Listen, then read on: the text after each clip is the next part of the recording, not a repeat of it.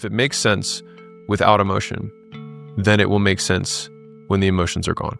And everybody should see themselves as potential future drug addicts. That's what falling in love is. And if you're not careful, in a relationship, in a fucking house with a golden retriever and maybe a ring and maybe a kid with a person who you don't really like all that much. Find a woman who kills drama instead of starting it, makes life quieter, not louder, tells you you're better than these guys, you can beat them, and wants you to win even more than you do. Then become the man required to attract that woman and marry her the moment you find her. Yeah. That was just a tweet about my life.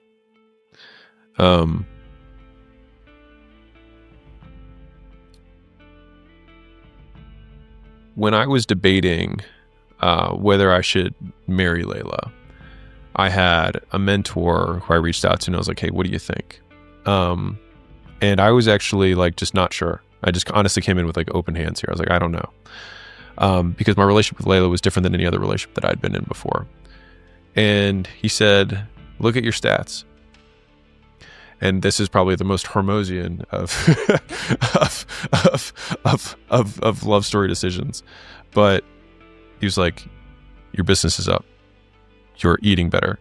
You're working out. You are less stressed than you were. And she has done all of these things to create the space for you to do that. And when I translated into like what has changed about my life rather than, do I feel the chemical compound of whatever? It actually made it a much easier decision for me to say, you know what, this makes sense, which was, by the way, my proposal to Layla. I think it would make sense if we got married was my actual, which wasn't a question.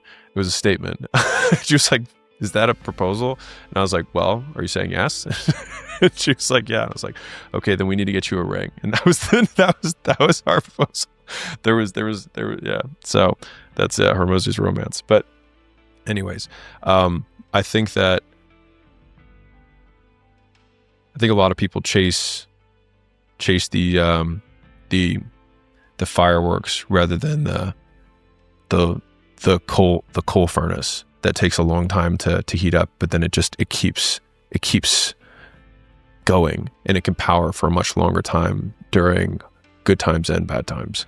Because if it makes sense without emotion, then it will make sense when the emotions are gone.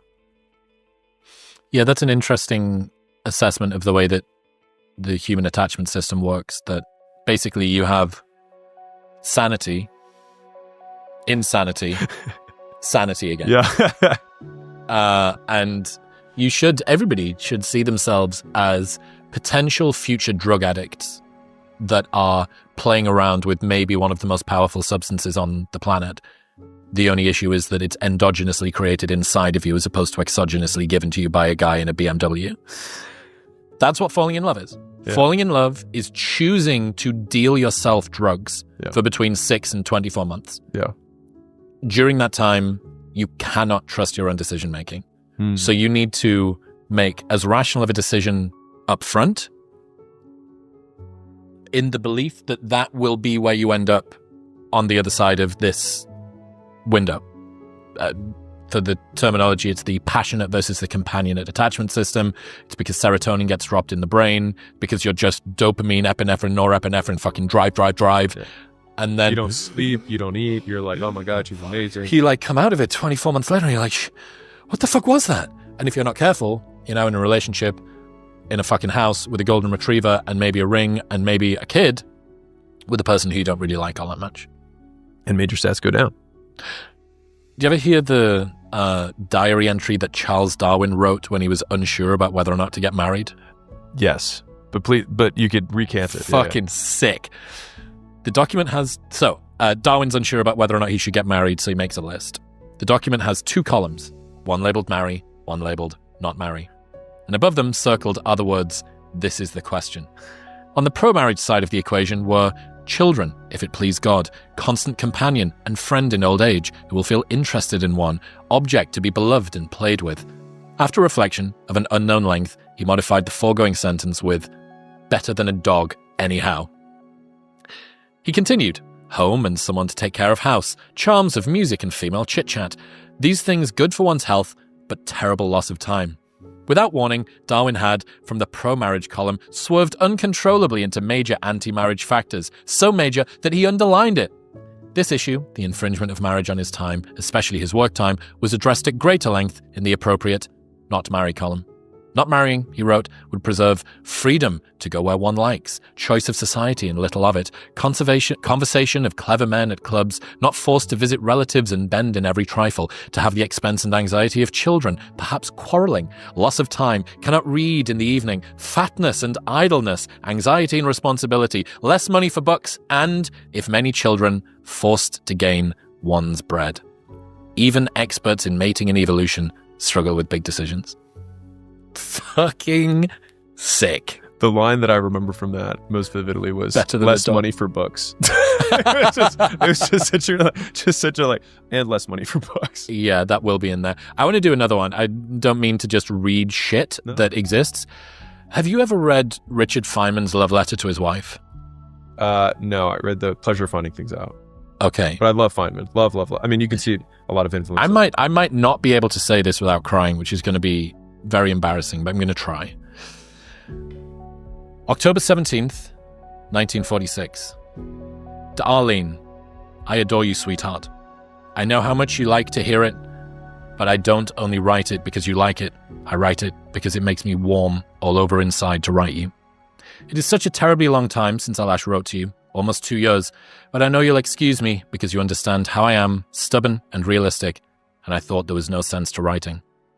But now I know, my darling wife, that it is right to do what I have delayed in doing, and that I have done so much in the past. I want to tell you I love you. I want to love you. I will always love you. I find it hard to understand in my mind what it means to love you after you are dead. But I still want to comfort and take care of you. And I want you to love me and care for me. I want to have problems to discuss with you. I want to do little projects with you. I never thought until now that we can do that.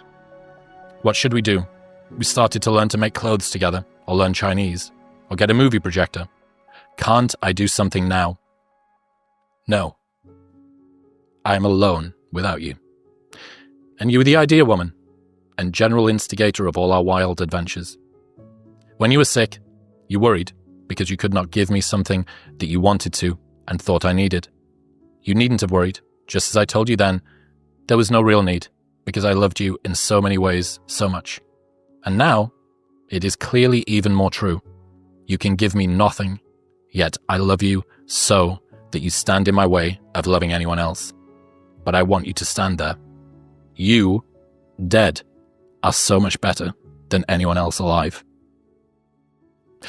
I know you will assure me that I am foolish and that you want me to have full happiness and don't want to be in my way. I'll bet you are surprised that I don't even have a girlfriend except you, sweetheart, after 2 years. But you can't help it, darling. Nor can I. I don't understand it, for I have met many girls, and very nice ones, and I don't want to remain alone. But in 2 or 3 meetings, they all seem ashes. You only are left to me. You are real. My darling wife, I do adore you. I love my wife. My wife is dead. Tough.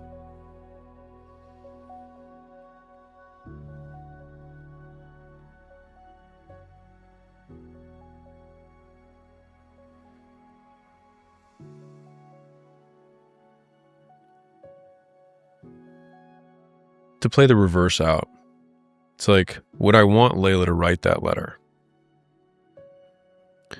And I don't think I would.